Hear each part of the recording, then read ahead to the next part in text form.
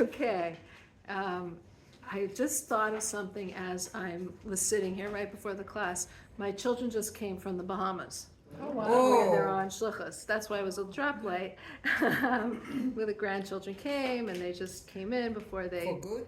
for the summer. They're here like, so this week's Torah portion is called shlach, which means to send.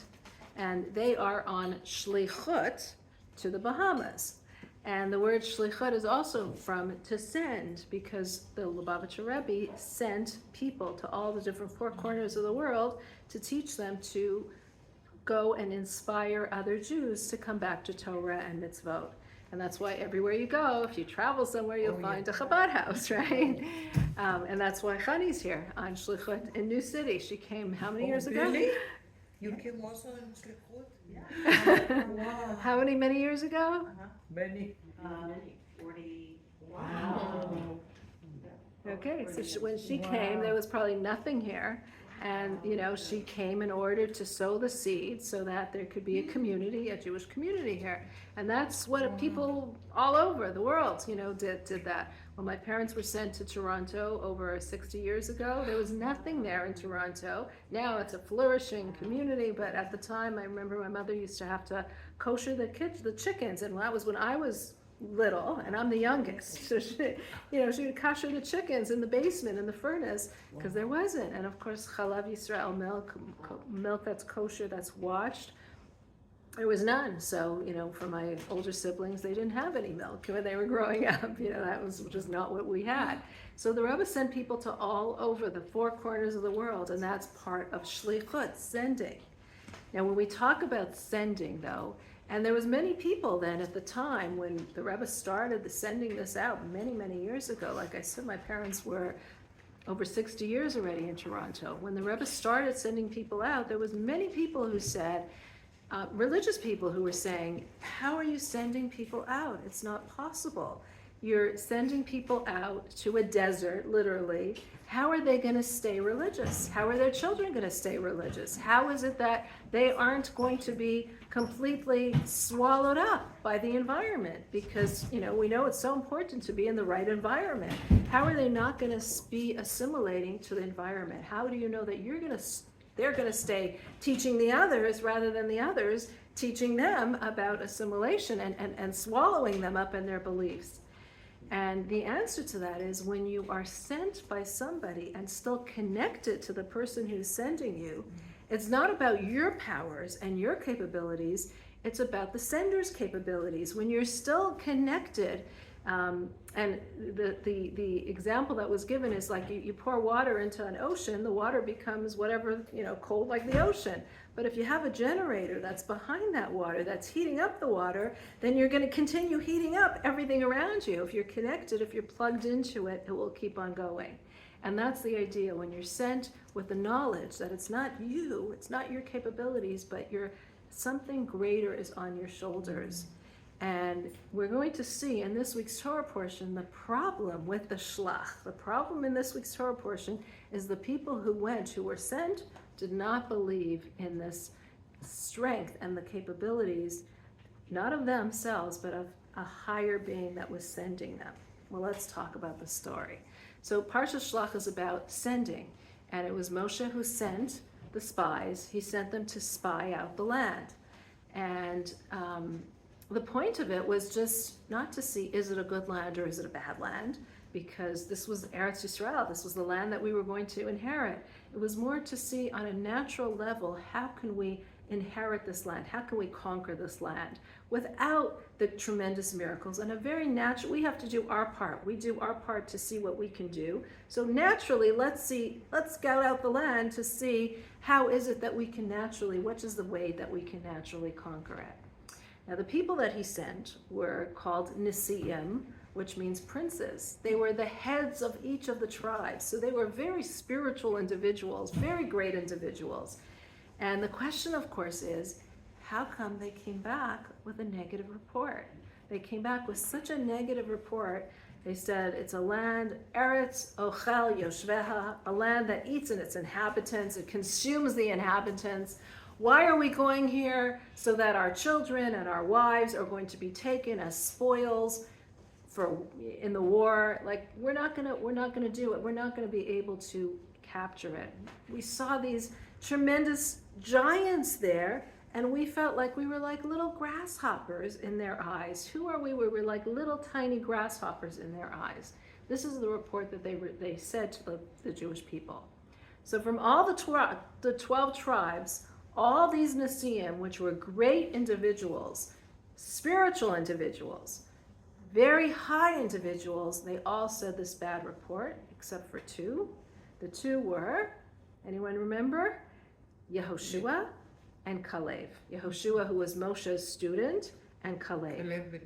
Kalev ben Yefuneh, exactly. Those two quieted the nation, and they said, no, it's not true. It's a beautiful land. Let's go. Let's go and inherit it.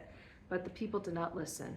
And as a result, the problem was that they rebelled they started to say these negative things, and the whole nation started to erupt. Everyone, it says, except for one group of people amongst the Jewish people, not only the Levium, who were always like not involved, but one group of people, even amongst all the tribes, did not say this bad. Anyone know who? The women. The women. The women. The women didn't say any of this bad. Throughout the desert, throughout the times that the Jewish people were in the desert, it was always the women. When it came to the Egel, the golden calf, it was the women who said, no, we're not doing it. It was always the women who stayed true. So the women were not part of this complaining, but the entire nation said they complained, and they said, we don't want to go into the land of Israel. And as a result, God said, okay, you don't want to go into the land of Israel? No. You won't. You won't go in. Watch what you wish for, right? So, sometimes it's not as a matter of a punishment, it's a consequence. Like we tell our children, we're doing natural consequences. We're not punishing you, right? So this was a natural consequence. You don't want to go into the land of Israel. You're not going to go into the land of Israel. All the males, it says, had to die in the desert over the next 39 years. They would wander in the desert, and only the next generation. So the women, we said it did not affect because the women were not complaining. But all the people that were complaining would die in the desert and would not go into the land of Israel. That was the natural consequence of it. And the question, of course, is, how could this have been? Like, why were they feeling this way? Here were these Nisim, these princes of the nation. Why? Like, again, let's remember, what was the situation for the Jewish people when they were in the desert? They were in the desert. They had just left Egypt, where they witnessed tremendous miracles, all the Makot. Right? They crossed over the Yam Suf, where Yam Suf split in front of their eyes. They had witnessed God at Mount Sinai, the Kolo to Brakim, the thunder and lightning, and the awesome, awesome revelation. They're in the desert where they don't have food, but the food that they're getting is what we said last week, the man that was handle it like right there, falling right by them every single day. Every single day they were reliant on God for the man that was their sustenance. The water that they had, it says there was a be'er of Miriam, a well for Miriam that was in her merit that traveled along with them. Their clothing were like washed automatically. It was miraculous. They lived a miraculous existence. So how could people who are living such a miraculous existence, so reliant on God for their daily sustenance, how could they say, we're not going to be able to do this? This is a land that's going to consume us. This is a land where our wives, our children are going to be taken for spoil. This is a land that we felt we were like grasshoppers in front of these giants. How is it possible that they would sin in this way, that they would make such a mistake? You asking? Yeah, I'm asking. It's Yetzer Hara. Okay, but what was their thought process? Like what, you're right, Yetzer Hara always convinces us, but what does it say? Like what we want to understand, what was it saying to them? Because you're surrounded by all these miracles. What was it saying to them? We know that they're great people. They're not just lowlifes. Like what was their thought process? Because the Yetzer Hara, the evil inclination that tells us to do things wrong is very smart. It talks to us. And if we could figure out what it says to us, how it traps us. It's our own way of thinking. It's our way of distorting the truth. But what is that way of thinking that's distorting the truth? They took it for granted. It just happened, and they maybe didn't think that it was supernatural, and it's just happening. Well, how could you not think it's not? Because like when something happens, we see the sunrise, we see the sunset, we don't really think about the supernaturalism of it. It's happening, so they just accept it. That's just don't. And why aren't they going to continue accepting it? Like, why isn't it going to continue then? Like, I think that sometimes fear, they had come from Egypt and there was such horror and such trauma from Egypt, and then they went through the desert and all this was given to them. So they said, Hashem will only give us goodness maybe when we get there. And when they saw the desert again, did they have the faith?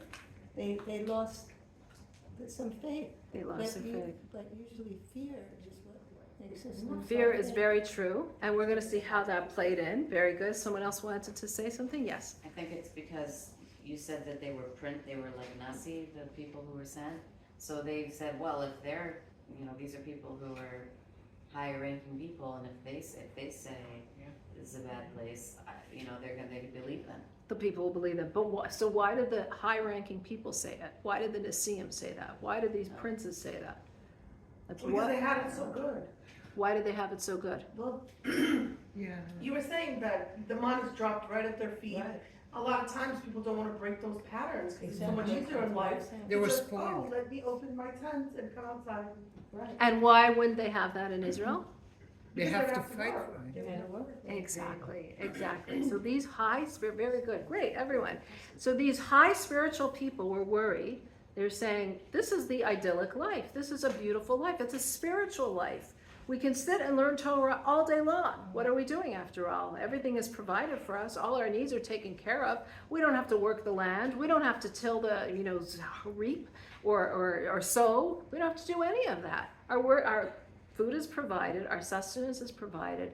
God is protecting us. We don't have to go and conquer any other nation. We have the clouds of glory in front of us, clouds of glory surrounding us on all sides. The manna is providing, the be'er, the well is providing. All our needs is provided for us. We can just live the most beautiful, idyllic life in this bubble of the desert, just studying Torah all day long. What could be greater than that? And a very spiritual person would feel, yeah, this is amazing. Whereas when we go into the land of Israel, we're going to have to fight for it. We're going to have to conquer it. We're going to have to fight for the land. We're going to have to sow the land, plant, all the things, all the physical things. This is what when they said, Eretz ochel yoshveha, it's a land that eats its inhabitants, they were saying, it's going to consume us. It's going to be constantly consuming us. How are we going to be able to dedicate our lives to spirituality? We're going to be so consumed with material reality, nonstop from morning to night. I mean, this is what life is in the real world, right? We're constantly working and chasing after it, and our careers and our this and our that. We're always running, working, and with the more technology we have, the more that we have, the more things that we need. We're constantly running after it. So that makes sense, right? These Nasiim, what they said made sense. So what was wrong about their assessment? What was wrong about their assessment is that God wants us to work the land, to bring godliness in the physical reality. God didn't create this world in a spiritual world. God created this in a very physical world. And God gets the greatest pleasure from us working this land and taking care of the things that we have to take care of, but still remembering that there's a God. Still saying, I'm going to work during the day, but I'm going to stop for mincha, for the afternoon prayers. I'm going to still take care of my meetings and my careers and everything, but I have shacharit, the morning prayers where I have to serve God. I'm going to go to the luncheons and the meetings and so forth, and I might even be sitting in a restaurant with the most fabulous food, and I'm going to have my little packaged brown bag because this is what's kosher. That's what God gets the pleasure from. The fact that we're doing the physical work and working in this material world, but we are listening to God's commandment. That we're having the struggle, that we have the physical reality, and we're still staying true to God's divine command. Not that we're living in some little bubble, Not that we're living in some kind of spiritual little bubble in the desert that's constantly learning Torah. That's nice, but the reality of this world is we're in this world. We're in the four corners of this world, and we're still being true to our values.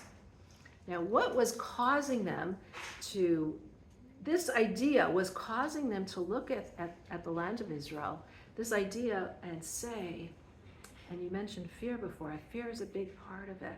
They were afraid. What were they afraid of? They said, we are not capable of going into the land of Israel, which is going to cost us constant work, constant toil, constant dealing with the physical reality, with the material reality. We're not capable of remaining spiritual people in this physical world. True, we just saw Mount Sinai, we just saw Matan Torah, where God came down, the spiritual came down to the physical, and the physical went up to the spiritual. Heaven and earth kissed, but we're not capable of that. We're small people. We are not capable of doing that. And who do they specifically say is not capable? They said it's going to be our wives and our children. What is children? Children are those, when we talk about children, we're not only talking about children who are young in age, we're talking about people who are young in spirituality, people who are not so experienced spiritually. They're young spiritually, which means that they're not like these Nesi'im, these great spiritual people. They're very unaccustomed to spirituality. These people who are not so well versed in Torah, who are not so mature in their Torah, it's going to completely consume them. They're going to forget about God. They're going to be working the land, and they'll forget about God. So they said, when they said about, our children specifically, they're saying our children specifically are going to be taken as spoils of the war. They didn't mean physically taken as spoils of the war. They meant on a deeper level. They meant this battle that we're supposed to be doing of fighting the negativity and bringing spirituality into this world. Who's going to be greatly affected, the most affected by it? Our children. Those who are young in spirituality, whether it's young in age or young in actual maturity, who don't have that ability, that knowledge, that wisdom, that profundity, that understanding of bringing God into every aspect of their lives, they're going to work the material work and forget about God. God will be foreign to them. There's no way. It's going to be a land that consumes them. And they felt like we're little grasshoppers. We're so small. In their eyes, they saw themselves as we're not capable of doing this. This is a test that's way beyond us. This is too much for us. And, in reality, we say, sometimes we acknowledge that. We say, sometimes we say, even in our prayers, like, God, if we're not going to be full of your spirituality, it's better that we weren't born, right? Better that we shouldn't be born than that we should live a life like that. So what they are saying makes a lot of sense. They were worried. They were afraid. There was this fear that we're not going to be capable of withstanding this test. So what was wrong with that?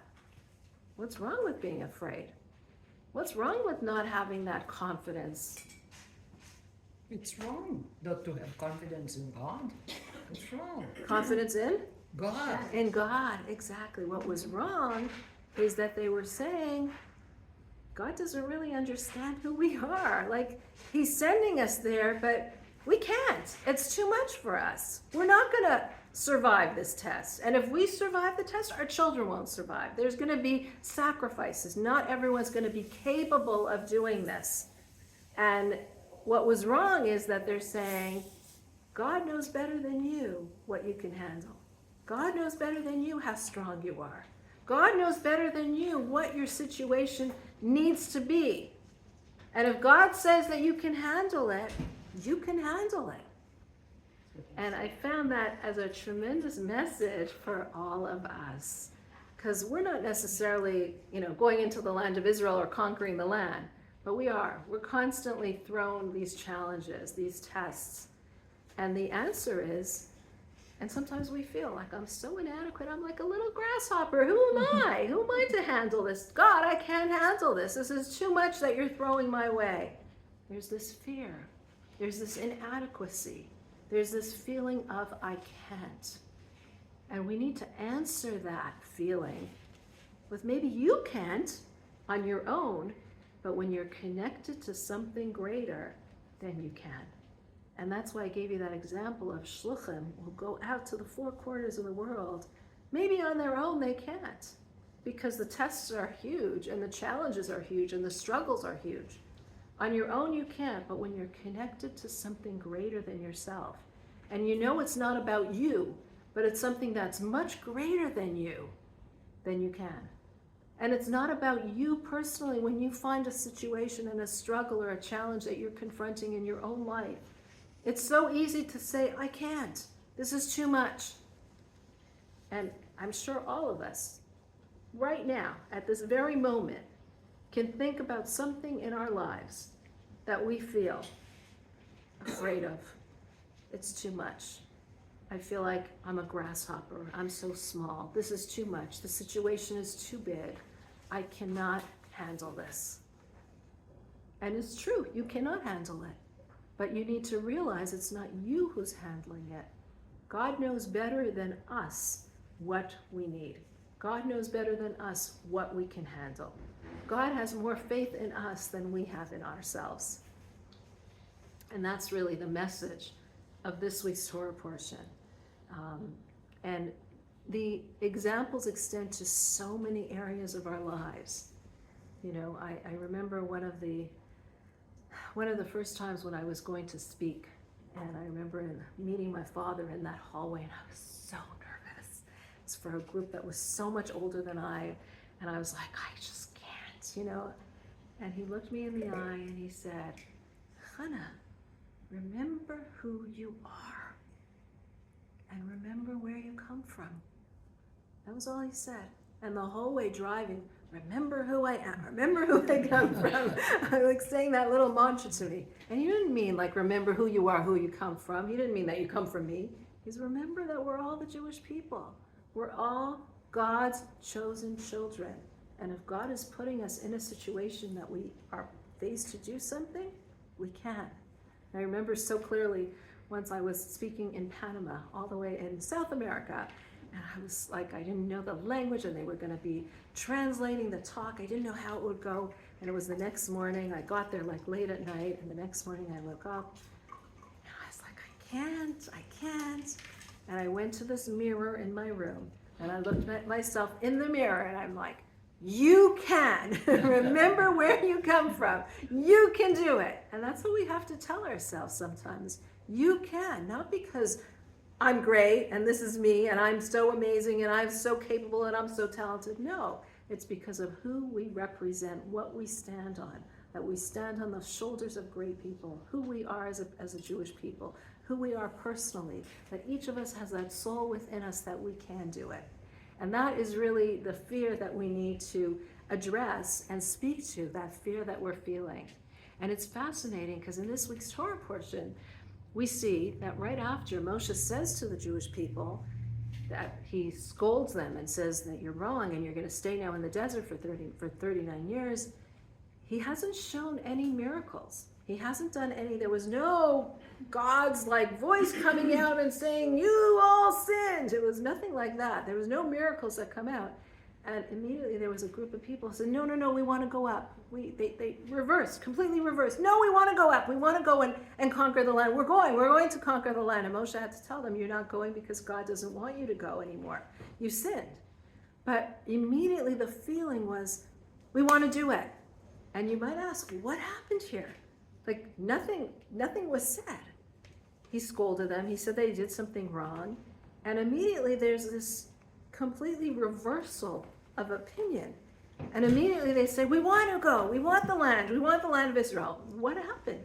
Like you're worried that God is not going to do miracles for you. You're worried that God is not going to be there for you. You're worried you're going to have to do so much on your own. You didn't see any miracles right now.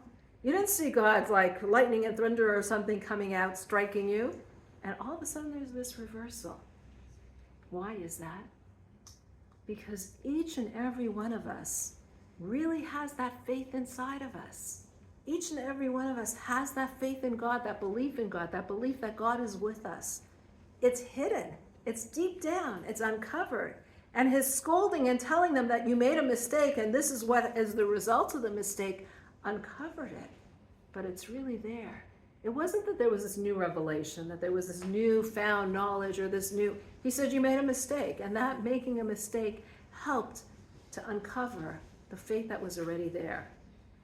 And in our own lives as well, there are times when we have to say to ourselves, this is just the fear. This is just the inadequacy. This is just my guilt, fear, whatever it is that's overtaking me and that's making me feel that I can't. But God knows better than I do what needs to be done right now. And if I'm going to go with the knowledge that God is leading me, then this is the right thing. This is what needs to be done.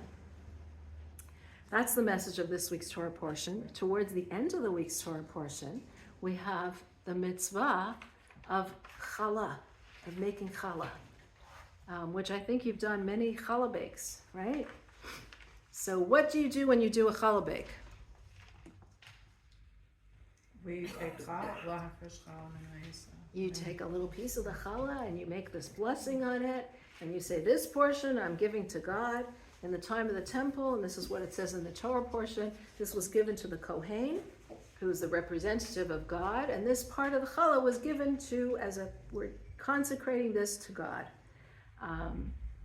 Nowadays, we do not have Kohanim that we give it to, so we're not allowed to use it. We just burn it because this is something that's holy and we cannot use. So we take that little piece, we say that blessing on it, that this is the blessing of separating the challah. And when we think about that message of separating the challah, right after the portion, soon after the episode of the spies, we have this commandment of giving challah. And right after that is another commandment about what the sacrifice that the Jewish people have to give when they do the sin of idolatry. And it's interesting that the two are put next to each other. What does challah have to do with idolatry? And what does challah have to do with the whole incident of the spies? So let's think a little bit about that challah that we make. When we take that challah, we take flour, which is full of a lot of different parts, 1,000 little particles, right? And we pour in the water, and what does it become? Dough. Dough, which is one whole, right? It's no longer you pour flour, it goes all over, right? Now you have one dough, one cohesive dough. So what challah is really doing is really saying that there's a unity in all the different diversities, in all the different parts. There's this unity. You pour the water in, and water we know resembles Torah. When we look and study Torah, we realize, we understand that in all the diversity of this world, there's really this unity. There's a plan. There's a purpose. There's a plan of action of where we need to do, where we need to go forward. So we take all the diversity of the world, and we very often look at the world and we think, this has power and that has power, and this situation, everything seems so fragmented. And we say, no, there's a unity in all. We pour the water, we notice the unity. There's a unity to everything. There's a grand plan to creation, and we're all advancing towards that grand plan. There's a grand plan to each and every one of our lives. And we're all getting to that mission. We're all doing exactly what needs to be done to fulfill our purpose and mission in this world.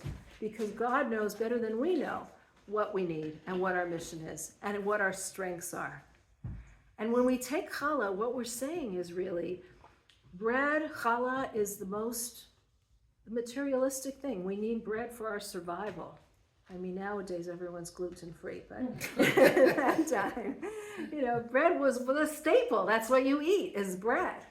And we're saying this is what we need. I mean, you even say, you got dough as like you have money, right? Dough is like money, material. It represents material reality. So we're saying from all the material reality, from all aspects of the physical world that we're in, we're taking that little piece and we're saying this is God's. And this represents what we're supposed to be doing in our lives. We are constantly running and doing so many things in our day-to-day life. But take that little piece of challah, take that little piece of time when you actually pray to God, take that piece of time when you do holy things, when you study Torah, when you come to this Monday night class, when you pray, when you give charity, when you devote from your life that little piece and you say, this is for you, God. This I'm doing for you. So I might do so many things that seem like they're just for myself, but then I take that little piece of challah and I say, this is for you. This I'm doing for you, God. The prayers, the tzedakah, the eating kosher, the mitzvot, all these things I'm doing, this is for you, God.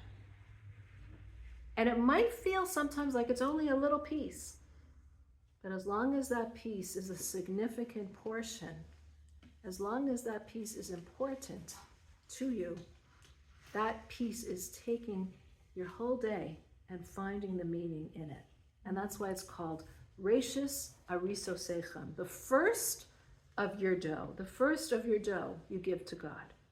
The first of our morning, we give to God. The moment we wake up in the morning, we say, Moda Ani, thank you, God, for waking me up.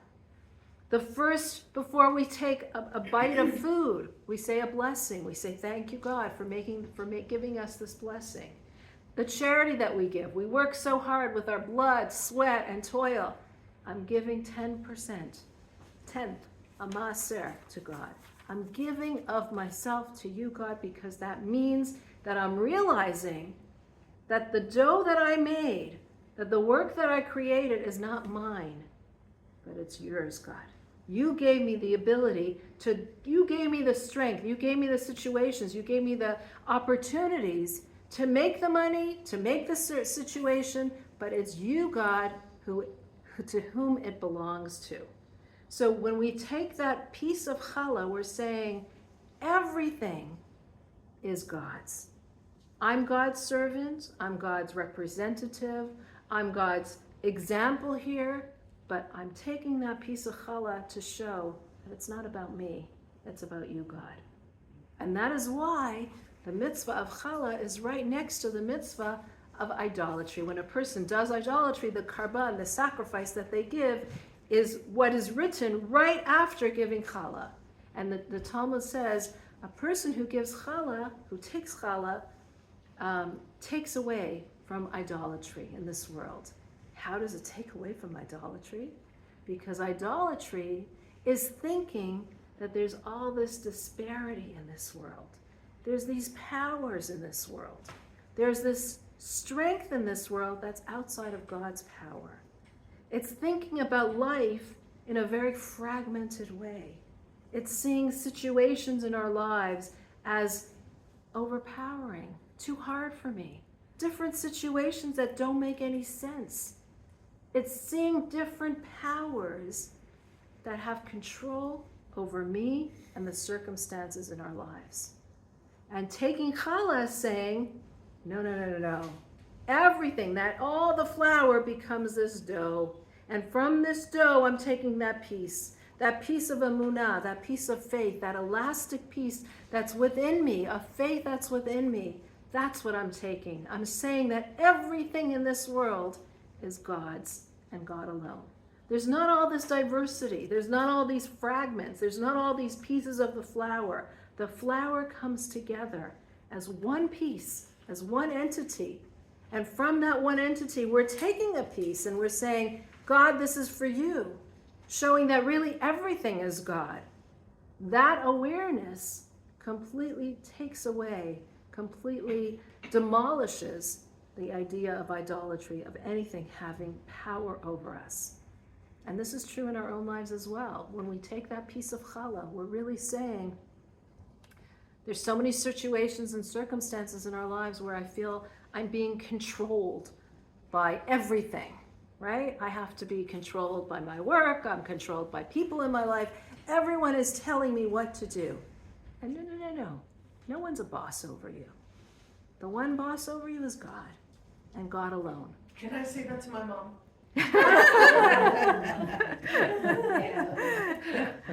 Except that God tells you to respect your mom, so. So I wish I could say yeah, but not really.